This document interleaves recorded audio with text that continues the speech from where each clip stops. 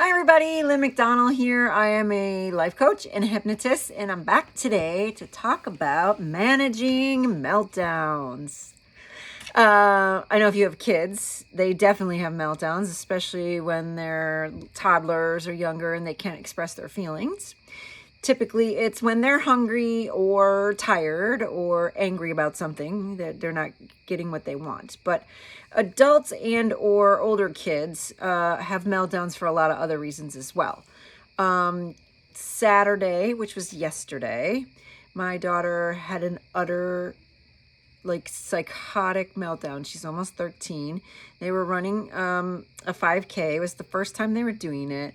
And I think she was stressed out. So she kept saying, I don't want to be here. I want to go home. I want to go home. I want to go home. Like got into this loop of negativity. Like, I got to go home. I got to go home. And then couldn't breathe and just let all the thoughts take over. Right.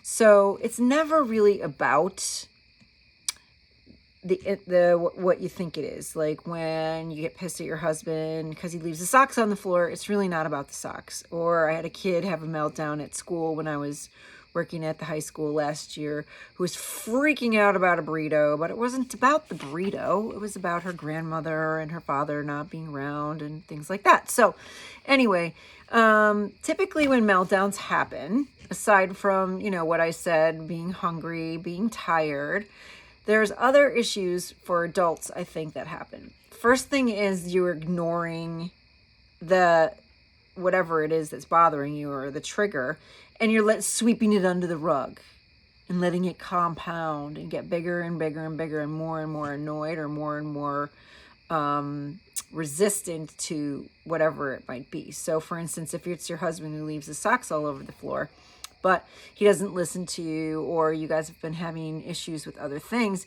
it's not the socks, it's the other thing.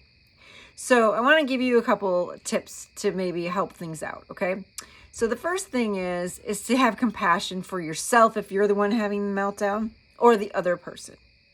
And give them a hug and just say, it's okay, it's okay. Now, what's really going on here?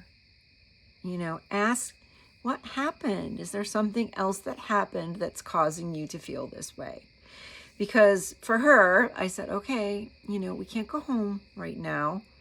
And, I have your sister here too, and we're not going to leave the race. And you've been practicing for this for a long time. So what's really going on? Well, then something happened at school. Then something happened with one of her friends. And I also have to note that they're in middle school and everything is drama. So I was like, okay, so there's more going on than here. So first, give the person a hug, or yourself, cut yourself some slack, take a breath and stop and go, okay, next, what really happened? What happened that's making me feel this way?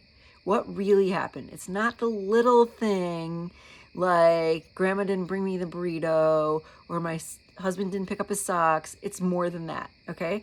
Then note the feeling that you have before it escalates by taking a breath and stopping. Or if you see the other person start to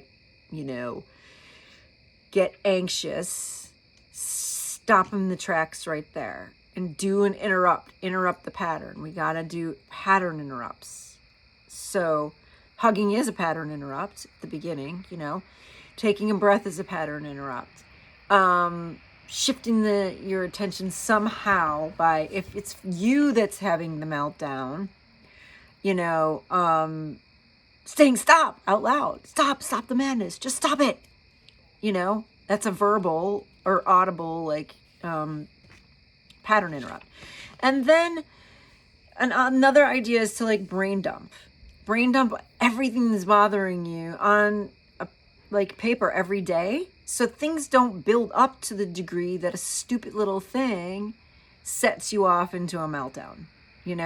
So brain dumping is a great exercise. Just write down everything that's on your mind. I hate my mother-in-law, my sister's driving me nuts, my father's too needy. I'm just making shit up, but write it down And then, you know, it's really about having an honest conversation. If you and your spouse or me with my child see this as a pattern, then it's more about like, okay, how can we manage the meltdown before it happens, you know?